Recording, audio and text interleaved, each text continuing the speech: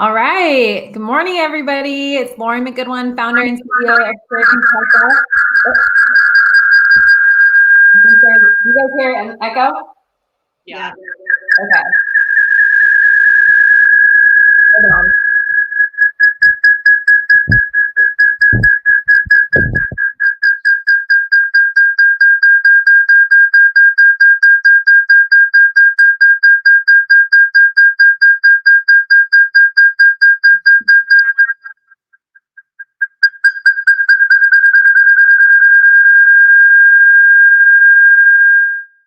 Joys of remote work, right?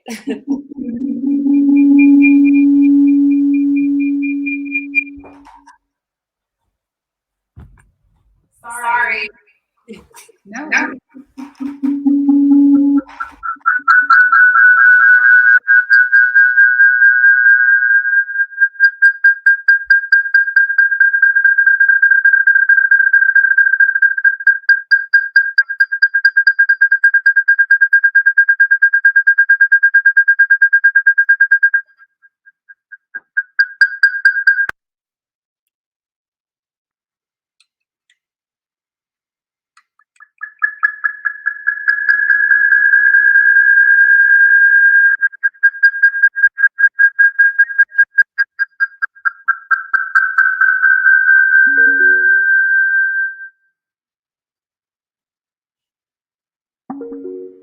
Okay, is this better? Can you guys hear me? I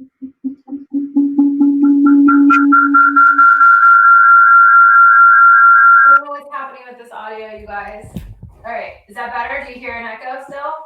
No, it's better. No, the echo's gone. Okay. I'm so sorry, everybody.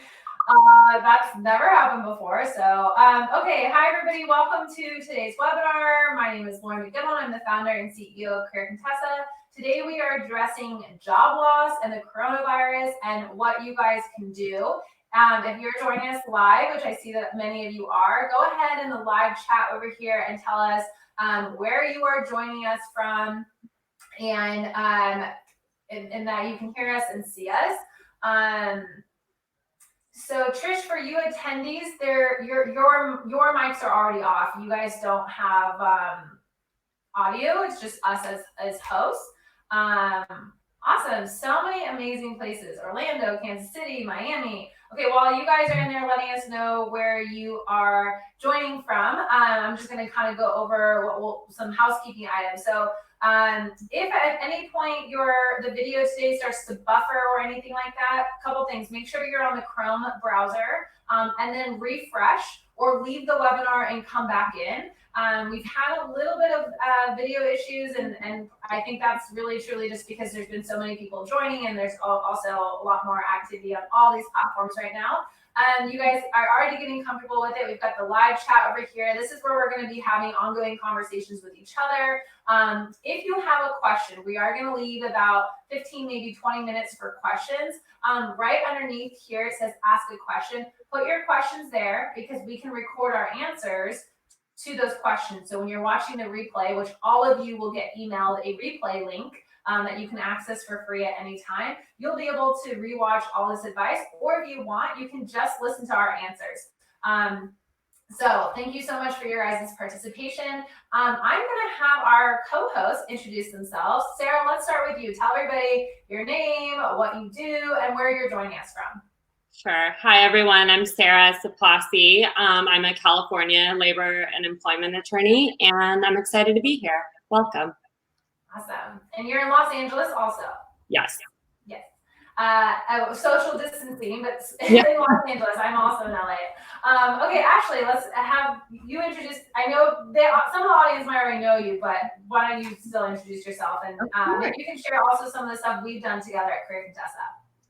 Yes. Okay. So I'm Ashley Feinstein Gerstley. I'm a money coach, and I founded a company called the Fiscal Femme, where it's our mission to get women wealthy because we believe that financial well-being is a really important part of equality. So that is our mission. We love partnering with Career Contessa. We have a few guides that are amazing that we've done together. There's a 48-hour makeover. There is 6 steps to saving $1,000 this month. Both guides are very relevant right now as we're like building up our rainy day funds or trying to preserve them. So, and definitely have done webinars. I think one of them right now is available for free. And a lot of different things. You're joining us from? Hoboken, New Jersey.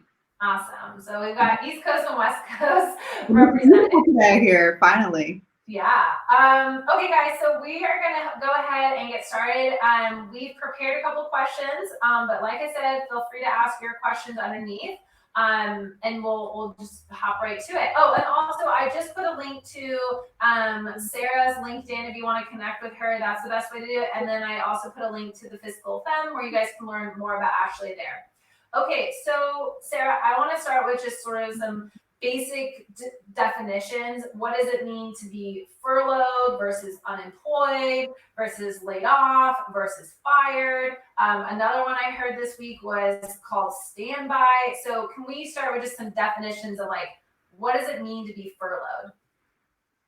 Sure. So just generally, just to kind of zoom out for a moment, all of these terms sometimes are used interchangeably. Sometimes your employer might not even know what they mean and they pick one and it actually means the other because there are some technical differences. But I think from like where we're sitting, or I guess where our audience is sitting, it somehow implies like there has been some change to your employment.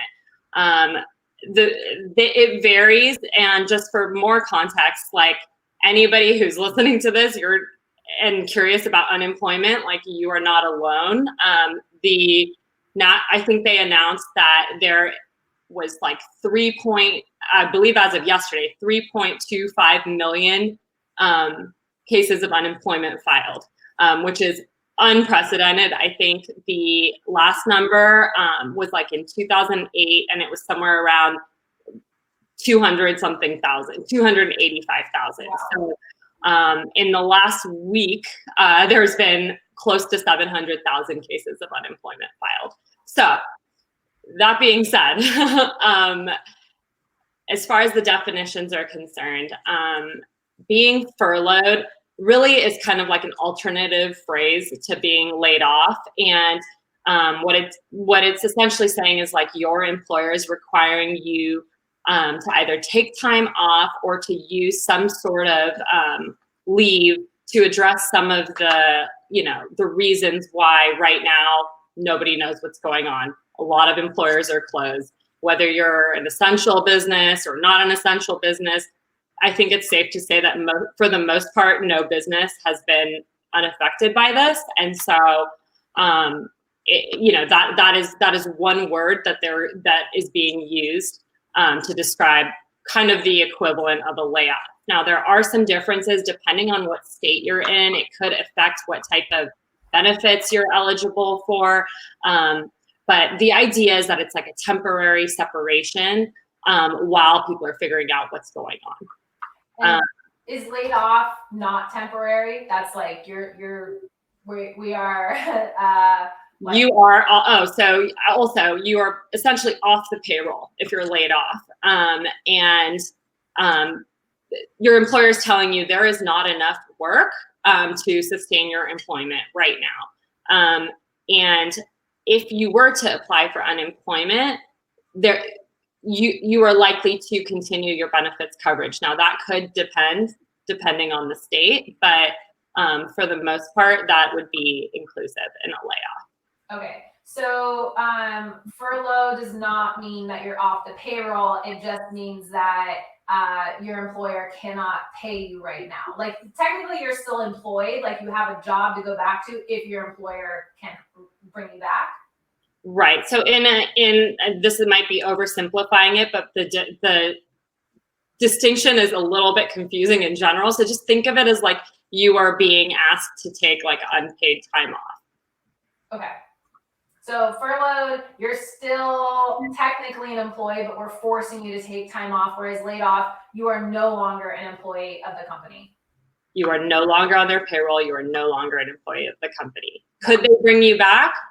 Depends. Yeah, they could like rehire you or something like that. Yes, but yes. And in both situations, depending on the nature of your employment, you are eligible to apply for unemployment.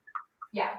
So yeah, whether you're laid off or you're furloughed, or the other one I heard this week was called standby, all of those mean that you are eligible for unemployment benefits, right? Subject to meeting their other requirements. But yes, you are not disqualified from unemployment. Unless you are like terminated for cause, for the most part, you can apply for unemployment. Yeah, and that's why those terms matter, because being terminated for cause is probably called getting fired, right? Correct. Yeah, okay. I think it's important for people to understand the differences, and I think it is confusing. So I think it's good that we're starting with that definition. Remember, guys, if you have questions, you can always put them under ask a question.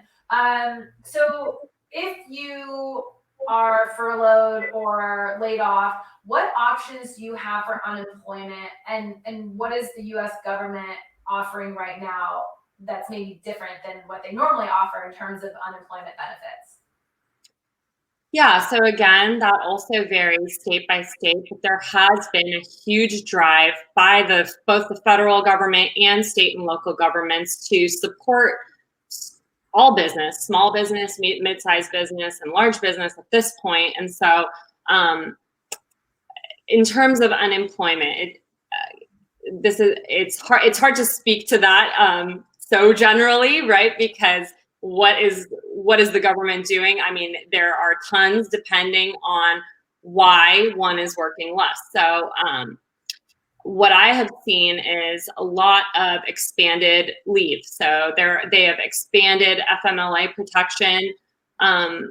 If you are missing work for some COVID-related reasons, there are expanded protections both under the federal government and at least, I don't know about every state, but definitely in California, there is. And so what I would encourage people to do is, we're all being flooded with all sorts of media right now. That's not a secret to anybody. But if you do keep up with, if you're going to choose a media source, I would keep up with your state and local government, like websites, like literally go on your mayor's website, because you can see what is going to be available on a local level and on a state level.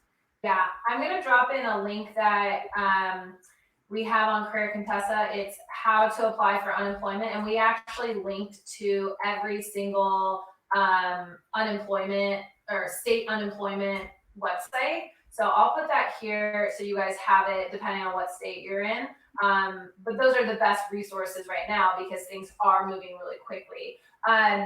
So let's talk about when it comes to how to apply or if you're eligible and the options that you have. When we talk about the options, are you saying that there is, yes, the option to get paid, get some cash every week, but there's other options as well, as like health benefits or I don't know, and like any other benefits with that? Or is it like unemployment purely just means cash to cover your life, your living expenses? No. So basically everyone's situation is different, but if you're filing for unemployment, it's likely because you've lost your job in some way, whether it's a reduction of hours or your business is shut down, or you don't know what's going on right now because you want to stay home for COVID related reasons. There are benefits for all of those reasons. If you are missing work because you are caring for a child or a family member who has been like medically certified to require COVID testing, there are expanded leave protections there. It also depends on whether you're a full-time employee or a part-time employee. So one of the things we can do, it's hard to speak to this so generally, but what we can do is include in the notes to this webinar some of the different eligibility requirements and protections that are covered under each of these various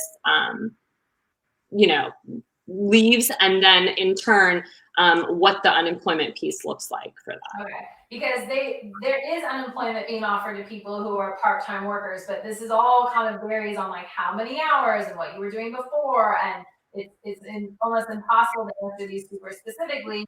but there are specific answers for Absolutely. And there are tons, and there has been a huge movement by both the federal government and local and state governments to make sure that people aren't just, out of work and have zero options.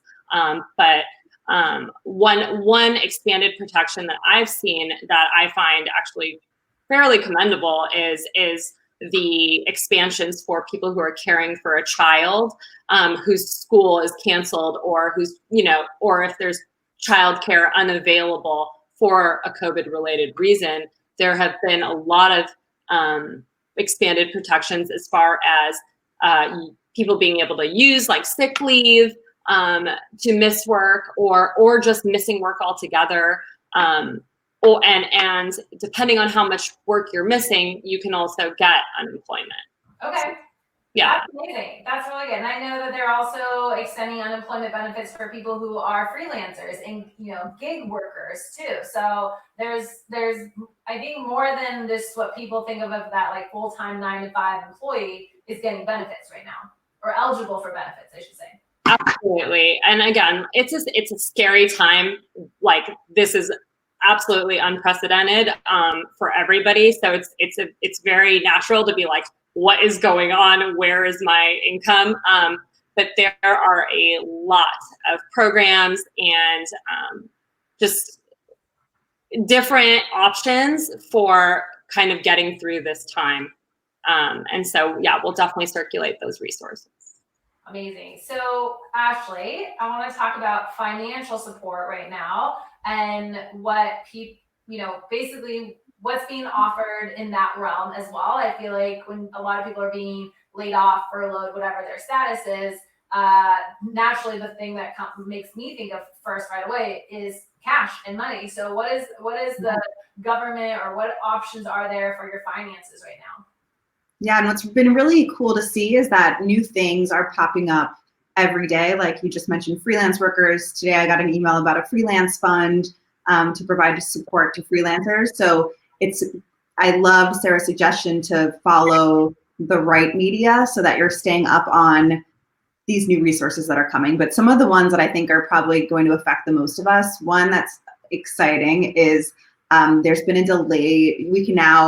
They've moved the tax deadline, the federal tax deadline. You have to check if your state is doing it as well, but it's not only the deadline, it's when we have to pay. So of course, if we're gonna get a refund, like definitely do that as soon as possible to get that cash, because right now cash is really important. But if you're going to end up having to pay taxes, then you can delay that now till July 15th, which is great. Credit card companies are offering, and I do have an article I can share that shows by credit card company what they've been offering, so that if you have credit card debt and you're about to call up your credit card company, you have an idea of what they've been doing already so that you can negotiate with them. But some of the things that we've been seeing are reducing interest rates on credit card debt, actually letting you defer payments without accruing interest, waiving fees if you're late or if you can't make a payment. And then also with student loans. So student loans now for the next 60 days federal student loans will be 0 interest. You can also defer payments without accruing interest. And we've also seen some offerings from mortgage companies. So if you're a homeowner, you can defer your mortgage payments depending on the lender for 12 months. That still will accrue interest right now, but we'll see. And then I think we alluded to this before in just the conversation, but there's like this $2 trillion stimulus package on the table that's passed in the Senate, but the House is voting it out on Friday. And so that will end all of those unemployment benefits and potentially would get direct payments depending on our income. Yeah. Elizabeth just said in the chat, because it's relevant to what you're saying, keep in mind that the cash payment, $1,200 from the federal government for the bill that was just passed, will be based on your 2019 tax return. So if you haven't filed yet, that will be based on your 2018 returns. That's good to know as well. Okay, so those are some of the things that are being offered, but I think what we're trying to also make sure you guys understand is just because we're talking about this today, March 27th, doesn't mean that on Monday, March 30th, there isn't going to be new information on there. So make sure you are definitely following the right media sites. Okay, so Sarah, I want to get back to tips for filing for unemployment quickly. What do people need to do in order to file? What do they need to have in order to do it? And then like what happens after? Like how quickly can they hear back? Yeah. Well, so as we kind of touched on, unemployment is the filings are very inundated right now. So one tip I have heard is filing online is the best way to go. I think there are a number of other options of ways to file, so definitely file online. Another thing is try to get all of your documents together. This will help for whether you are trying to file your, get your taxes done to see if you qualify for the stimulus package, or if you're doing unemployment, or if you're just figuring out what to do next. Really try to get your finances in order. That's like one thing we can control right now. So, and that would comprise of like tax returns from last year. Have your information about your couple, like prior employers, probably 18 months worth, and reference your state unemployment website. So definitely the most resourceful sections I've seen on these websites are just the FAQs. They have most of the questions that people are asking just written out and answered. I saw a question in the chat about the 1 week being waived. Yes, the answer to that is you don't have to wait that 1 week anymore. So if you lose your job, you can go file for unemployment tomorrow. And you should. I mean, Claire's there's saying no reason to wait because there's such a backlog of applications, but they are looking to process them relatively quickly. I know there has been a lot of who knows because of how many were filed last week. But there is a lot of people and resources looking to get this, get these processed and out the door. So what happens, because Claire is saying in the chat, and I think this is a good point, that what if you're trying to file, you got furloughed an hour ago and you're logging in to try to file for unemployment and the phone lines and the websites are just inundated. What are your options? Do you try to do it in off hours? Like do you stay up until 2 a.m? Do you just get on every single day? Like, is that sort of just like keep trying because eventually you'll get through? I have heard that. I've heard you cannot get through on the phone. There's no like secret tip that necessarily. Just keep trying, and it'll give. Everybody's in the same boat. I'd say the best thing to do is to not panic. Those benefits are available, whether you get them tomorrow or a week from now. I know that's easier said than done, but keep in mind that is a little bit of a process. They do need to verify your employment and things like that. So hopefully there has been like a slight emergency fund saved. And if not, there's definitely ways to get creative right now. And yeah, I would say just hang in there though, because they are working on it. And you can try calling at 3 a.m. or not calling, but logging on the website. I think also, remember you guys, state government websites were not exactly built in 2020. A lot of you look at them, they look like they were built in like, maybe the late 90s or something like that. So also something to consider is that these websites are crashing because they're getting, and so that means somebody at the state department or at the local government, whatever, whoever is in charge of the website is aware of that, and they're probably working to fix that. So, again, I know this is not the advice you want, but keep trying. Claire, if you get through at 3 a.m., let us know, and we will we will spread the word that the Texas website works in the middle of the night. Okay. Just another thing. I know there's a little confusion about the student loan interest rate situation because some people are like, well, my loans are not with the federal government, so does that mean they're paused or do I still have to pay them?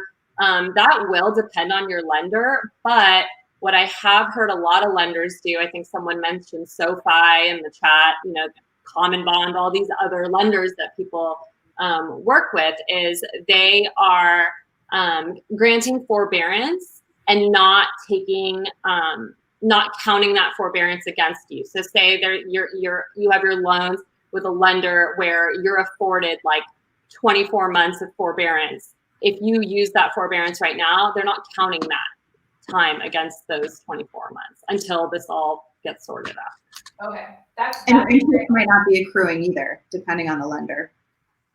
Yeah, although usually it kind of is. But if you have a great lender who's great enough to do that, but you know that pauses a monthly payment, which is a huge help for a lot of people. Yeah.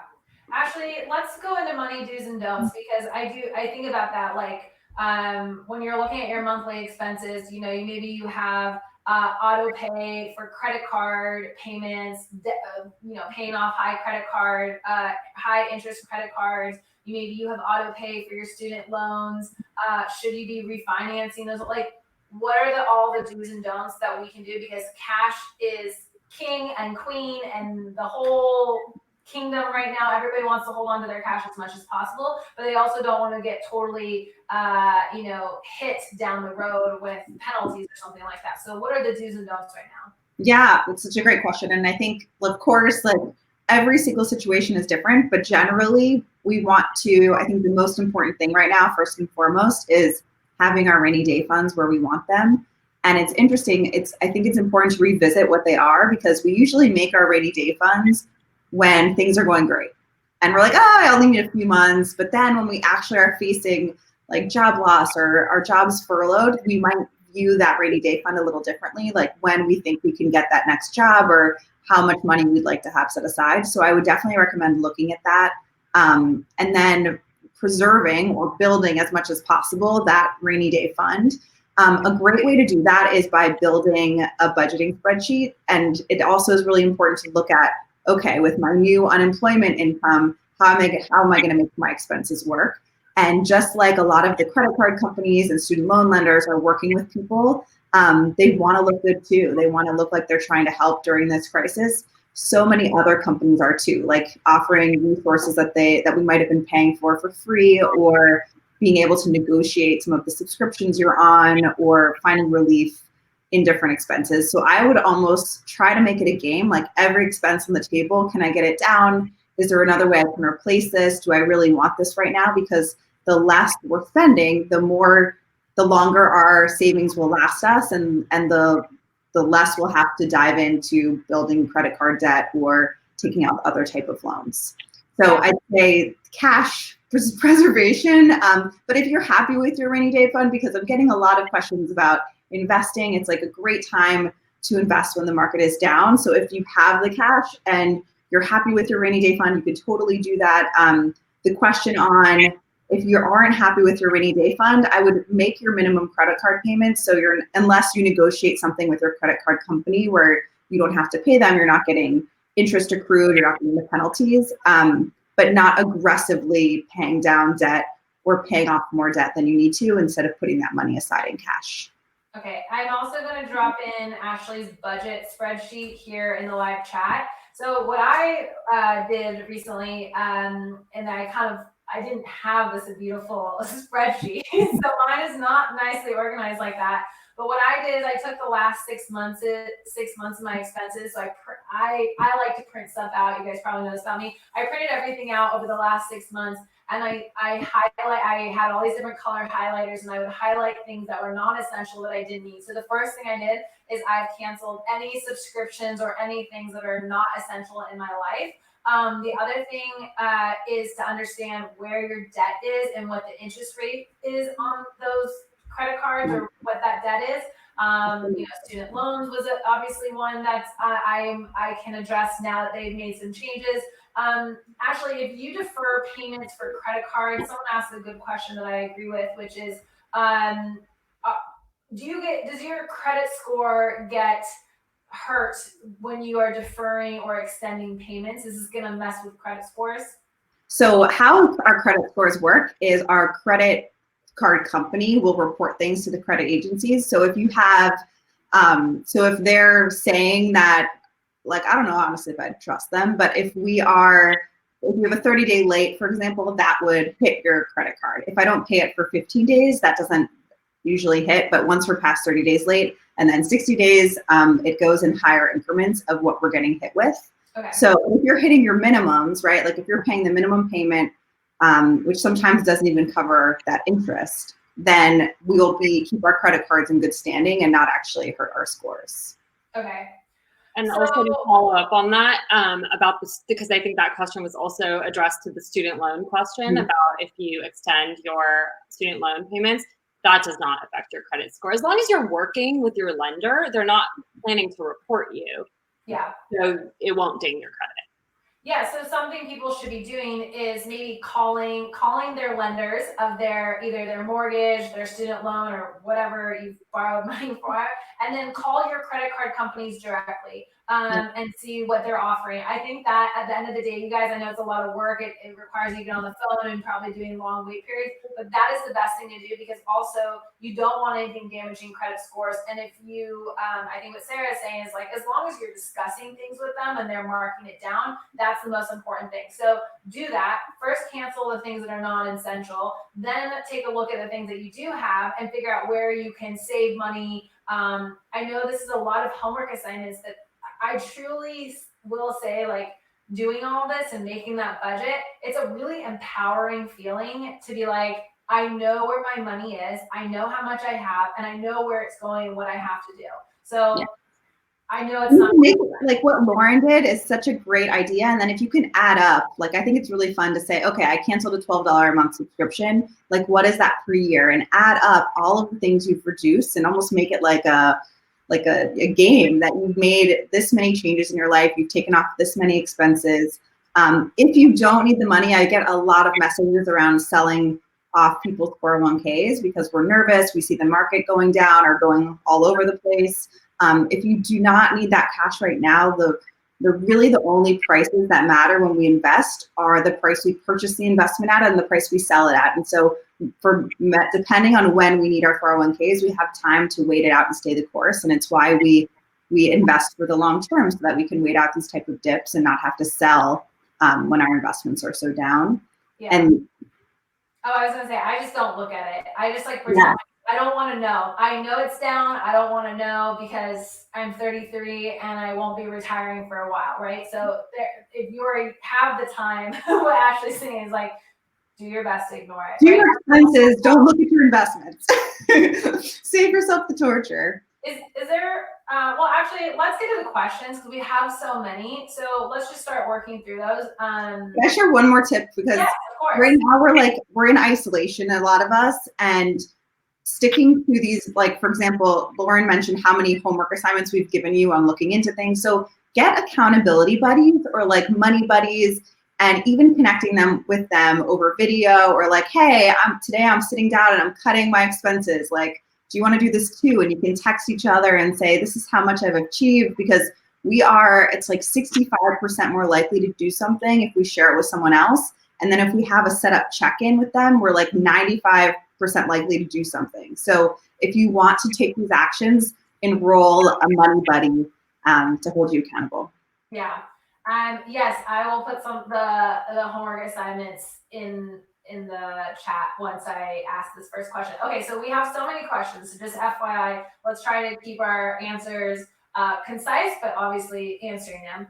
So the first one is going to go for you, Sarah, which is how long after we file for unemployment should we receive a payment? Boy, it depends.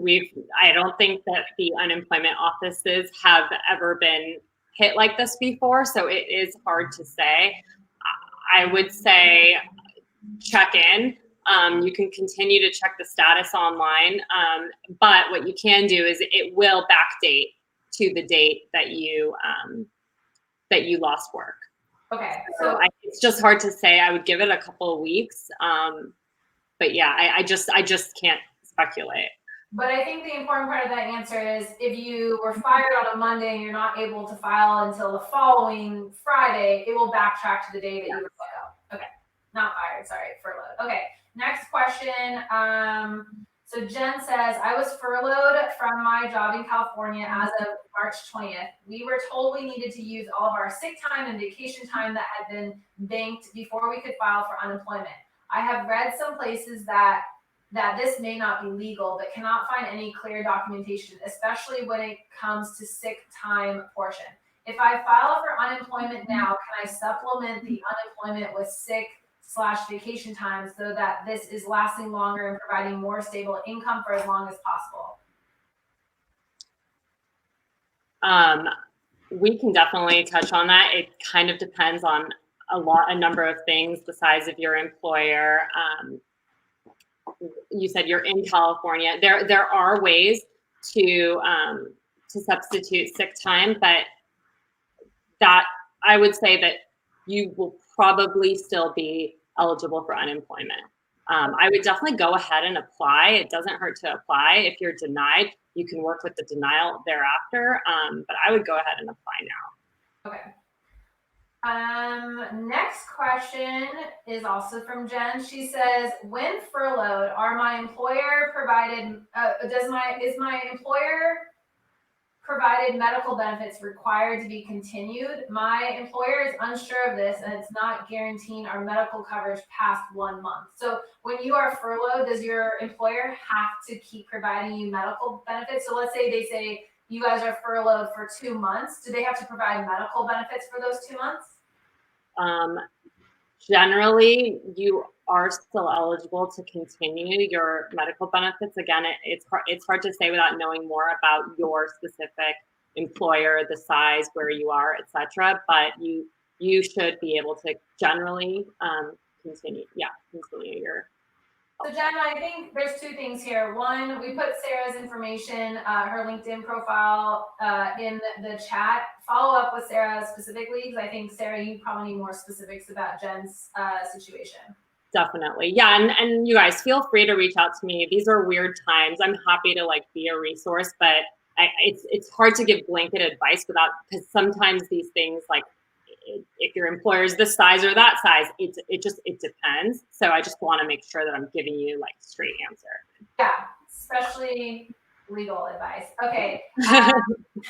Janet says, my husband was furloughed a couple weeks ago and was told by his employer that if he wanted to keep his health insurance, he would be paying more out of pocket.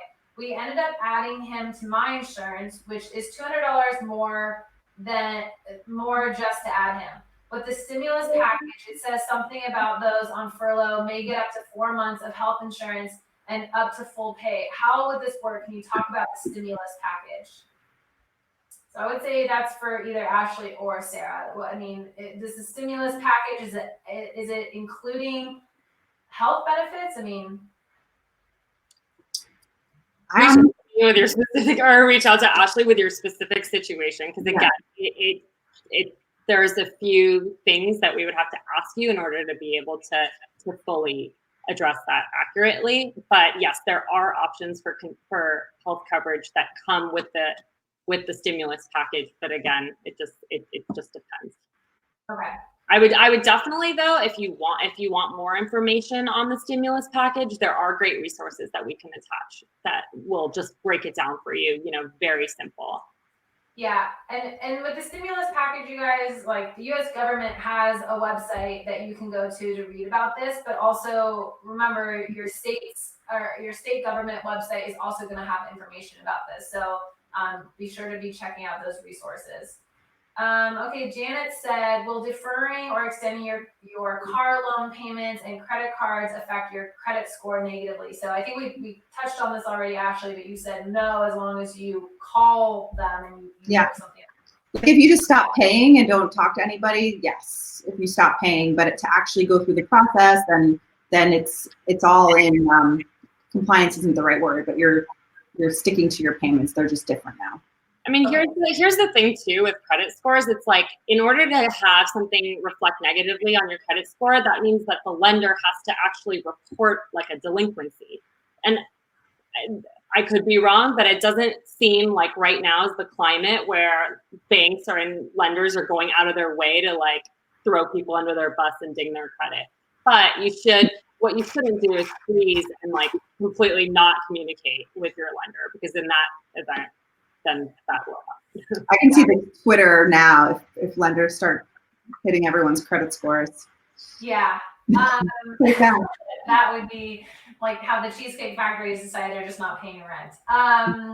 So I think you guys, in the homework assignments I put in the live chat, it's on there. Call your lenders to see if you can defer payments or lower payments, so the lender of your car loan, the mortgage, the whatever, whoever you've borrowed money from, and the credit card companies that maybe you owe, or your school loans, you have to talk to them directly in order to, one, potentially have these payment plans worked out so maybe you can hold on to your cash a little bit longer, but also so you don't get dinged later. Okay, Melissa says, I work part-time in a local retailer and I do not know if I can apply to unemployment. Also, I am a freelancer and I do not know if I have any rights at the moment. I do pay taxes. Yes, So you can. Yes, you absolutely can apply for unemployment. It's not, you're not exempt from applying to unemployment because you're either part-time or a freelancer. Those benefits are available to both of those. Okay. And I think in the Family First plan, the first coronavirus stimulus that came out for people who work for themselves, there is some paid leave that's coming back in the form of a tax credit. Oh, that's great. Okay. Alexander said, would you recommend looking for employment, reaching out to companies, sending resumes during this time, given that many companies are on a hiring freeze? I can take this one. So here's what I would recommend is a lot of companies are on a hiring freeze. That means that while the job is still posted, they're not reviewing resumes. And what I would recommend is maybe using that time instead of applying for jobs and sending in your resume, is do a little research about what companies are still hiring. We actually have a post on Career Contessa that you can go to. It's about completely virtual companies that are hiring right now for remote. So look for resources like that are vetting the job opportunities that are still hiring and apply to those ones. If the company isn't acknowledging we're in a hiring freeze or you can't find anything online, then sure, go ahead and keep applying. But my general advice is even when you are applying for a job, whether we were in a recession or not, whether this was happening or not, is don't just send your resume. Make sure that you are also getting in touch with a real person. So what I would probably do with this time is if the companies that you really want to apply to work for, if you don't know if they're on a hiring freeze or not, start trying to network with people who work at those companies. Networking is still happening. And this is actually a decent time because we all have a little bit more time on our hands. So that's what I would recommend is a couple different strategies there, but also reach out. Let's say your dream company to work at is, I don't know, the New York Times. Try to find some people that work at the New York Times that are in a similar maybe department that you want to apply to, and start networking with them and learning more about how, what it's like to work there. So use this time almost to be a little bit more proactive about learning about the companies that you want to apply to. If while there are hiring freezes, and if you are really wanting to apply to jobs today, make sure that you are applying to companies that are still hiring. Like I mentioned, there's some companies out there that do vet the employers first. So those are good options for you. Just really quick on that too, I think when we are in a position where we're looking for work, the budgeting spreadsheet is also really important, because if we take on a new job that is not workable with our expenses, then we're kind of like putting ourselves in even though it feels like better than nothing, now we've agreed to earn less than is workable for our lives. So it's really important as we're negotiating and picking these jobs that we want to work in, that we know what we need to earn in order to be financially well. Yeah, that's why I always feel like, I know everyone's going to hate this, but like, this is a time where the silver lining is that you have the time to make that budget, totally understand what that number is that you need to earn, revamp your resume, work on your LinkedIn profile, reach out for informational interviews, learn more about the companies that you want to apply to. These are all things that right now there is time to do it because there's either a hiring freeze or you have more time at home or whatever it is. So like, also try to take advantage of this time that we're being given right now to kind of line up have your ducks in a row. And what Ashley is saying is so important is like, even though you are applying for a job, if you take a job that pays less than what you need to live, that kind of starts to defeat the point, right? Is that what you're saying, Ashley? Yeah. Yeah. And it's funny because we'll complain about it. Like, I'm not earning what I'm worth. I'm not earning enough. But like, we agreed to it in a moment where we felt a little bit, there could be like a desperation or a worry that nothing else is coming or that no one's hiring. But to take that step back and say, is this workable? Yeah. So Angela's question is, what's the freelance relief fund URL? So I will just comment right here. I just shared it in the chat too. Yeah, because Ashley put that in the chat. Okay, so sorry, just another really quick point. Even though there are some people who have not been laid off or have not been furloughed and they're at their job, but it feels really shaky and there's just this like collective anxiety, right? I would say there are things that we cannot control. What we can control is how we're getting ahead of some of this stuff. So don't feel like bad if you're asking your landlord for a break when you're still employed, because we don't know how long this is going to last. And so while I'm not suggesting to get yourself into more debt, keep in mind that there's like some grace being offered to everybody. And so use that. Yeah. Within reason, but use it. Okay, FR said, for the stimulus payment of up to $1,200, if someone who lost job at the end of 2019 filed 2019 tax already and not eligible based on that, what can she do to receive it since she doesn't have any income at this time? There's very strict requirements for this stimulus package, so we would have to kind of look at your whole eligibility. But unfortunately, it doesn't just protect people who are out of work right now. You do have to demonstrate a few things to qualify, so it would just have to depend on your individual situation. Mm-hmm. Okay, Kelsey said, I was laid off and filed for unemployment in California. How easy is it to correct information after filing? I have not received my benefits yet, but need to correct some information like vacation payout, last day worked on my initial claim. Not difficult. You can edit or modify your application online. Cool.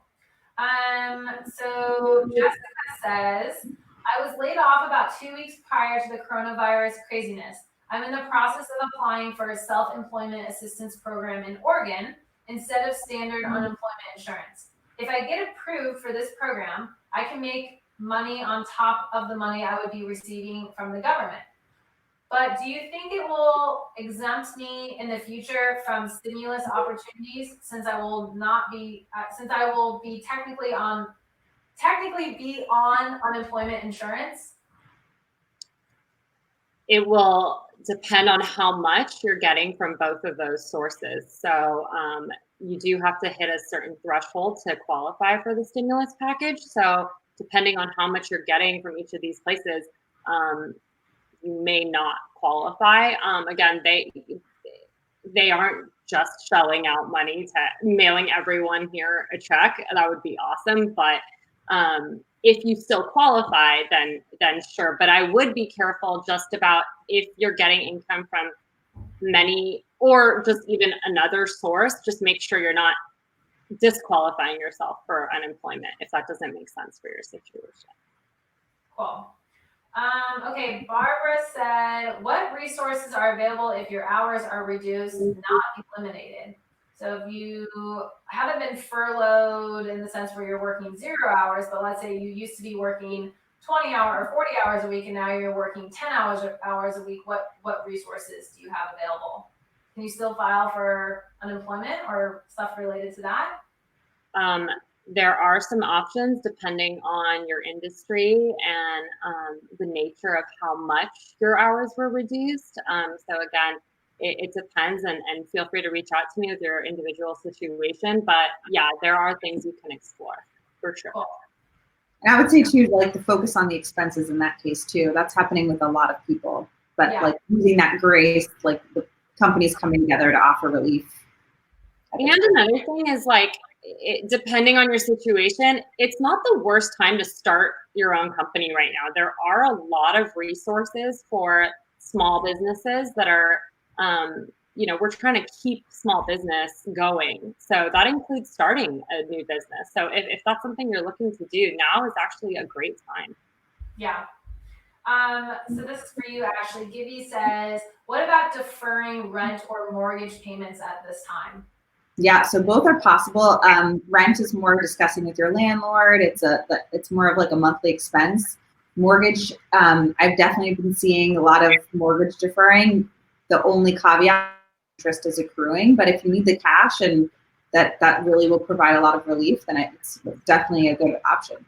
Mm-hmm. One thing that is happening is I've heard a lot of people saying that like their landlords are sending notices that say like, hey, rent is still due, right? And that is true. Rent is still due everywhere, but there's a moratorium on evictions, which basically means they can't do anything to you if you can't pay right now. But that should be a conversation with your landlord. Yeah, let them know. Including commercial landlords too. Yeah. I've been seeing a lot of meetups of different buildings, like the Park Slope, this building meeting and deciding like to talk to each other about what their rights are and how they want to communicate to their landlord as a building too. Right, because you also don't want to like make your landlord go under, right? So if you can pay a little, pay, but just know that that's there. That's a really nice cushion for people right now. Yeah. Like all of a sudden you don't have to pay your student loans or your rent. Like that's great, but just be careful if you're doing that because you don't want to dig yourself into a bigger hole. Right. Elizabeth asked, if laid off, what would you recommend for rolling over your 401k? What would be a good fund to invest it into? So when we roll over our 401ks, we're rolling it into an IRA unless we're rolling it into a new employer's 401k. So definitely like there's, especially now as things are in flux, the negatives are often our 401k programs are limited to a few investment options. Maybe we have less access to it when we're not at that company, but it is still your money even if you leave it there. But they might change some things, and so it is helpful to get it somewhere where, like into your own IRA. A good fund. So I'm just a big fan of investing in the market in low fee index funds. So depending on if, like, for example, if you have who your brokerage company is, so if you invest with Vanguard or Schwab or Fidelity, if you invest in their ETFs or funds, like if I buy the Vanguard S&P 500, then I don't have to pay a fee every time I purchase something because I'm using their funds. So depending on where you're investing, different funds might make sense. Or if you want to do like a one fund for your entire 401k, like target date funds can be great as long as the fees are low. So if you plan to retire in 2055, there's a fund that will rebalance for you as you get closer to retirement so that you're not having to change up your mix of stocks and bonds as you get closer to the time you're going to retire. But it's definitely a bigger conversation. I was going to say, we should have you come back just to talk about 401ks. Is that, so, and also just to like confirm with people, if you're laid off, you don't actually have to do anything with your 401k right away. It can stay with your employer, right? Yes. Yeah. I think it's really what happens.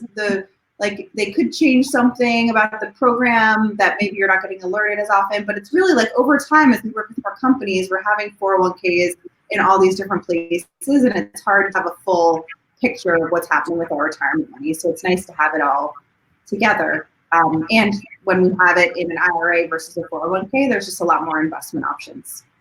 Yeah, I mean, I know I left an employer a couple of years ago when I went to work for myself, and I just left my 401k with them. Now, they would like me to probably take it out, but like legally, I can leave it with them, you know? Yeah.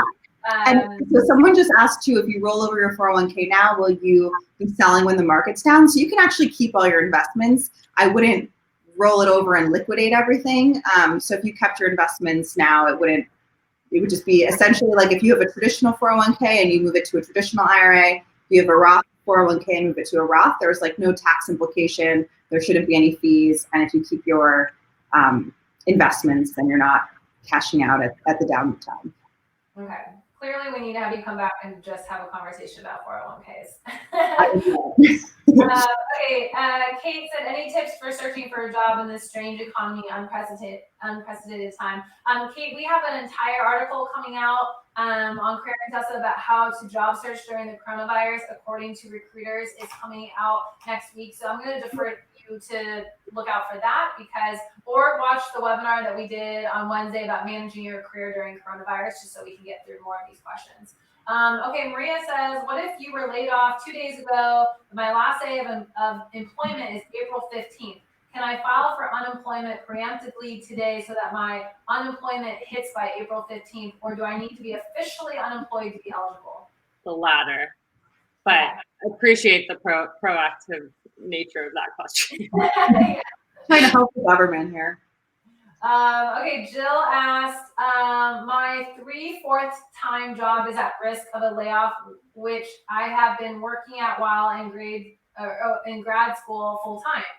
So she's been working 3/4 of the time at a job while she's in grad school. Are there any things to consider as I explore potential unemployment options as a full-time student? I currently have not taken out student loans. No, like nothing like super specific that you should be doing differently necessarily as a student. I mean, I would definitely take a look at your finances and just make sure that you're in good shape and kind of follow some of the guidance that Ashley gave. But there's nothing specific that there's no carve out for students or education with respect to unemployment. Cool, thank you. Okay, and Gina says, this will be our last question. My former employer had written in my offer letter that I was permitted to work from home and have flexible commute hours to avoid a grueling 3+ commute per day. After being with the company for 3 months, I was informed I was no longer allowed to work at home. There was no explanation, just yanked out. I ended up quitting, but if this was part of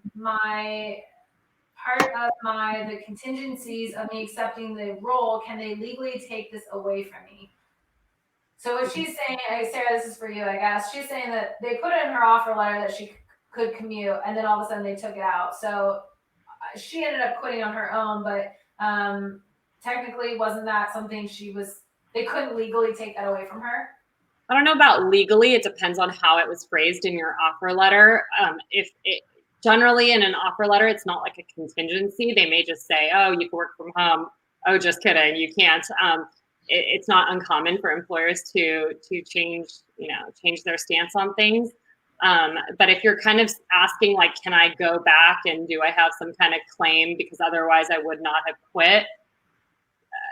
I don't think that that's necessarily the best use of energy right now, but it could depend more on your situation. Okay. Well, Ashley and Sarah, thank you so much for joining today's webinar and offering so much help. This is, I can just tell from the comments, you guys have provided a lot of clarity and a lot of good resources. You guys don't forget, I put a link to a blog post that we have coming up on Career Contessa, so you guys are getting early access to it, and it's about the unemployment websites for every single state. We have Ashley's budget tracker right here, so don't forget you've got that as a homework assignment to look out, where you can get control of your budget. Actually, we should definitely talk about having you come back and talk about 401ks and retirement planning, because there were a lot of questions about that. And then also, you guys be sure to check out the U.S. government's websites and using that as your go-to resource for learning about the stimulus as well. And then lastly, do not forget that you can connect with Sarah on LinkedIn. She has been gracious enough to share that information with us.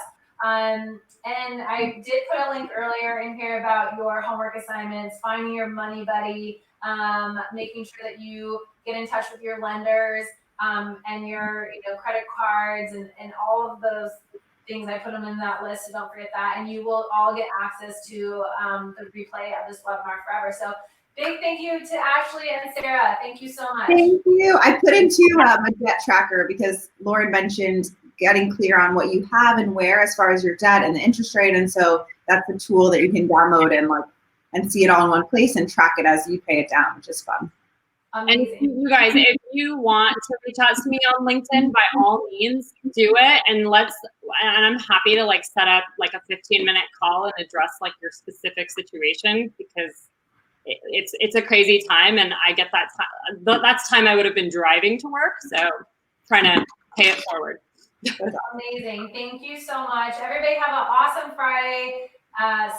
Stay safe and healthy. We're with you. We're all in this together. Everybody who's on this webinar today, feel free to connect with each other as well, because we are all going through the craziness of the coronavirus. There's no shame in asking questions about unemployment. As Sarah said, there's over 3 million of us who are filing just this week. So just remember that we're all in this together. And happy Friday.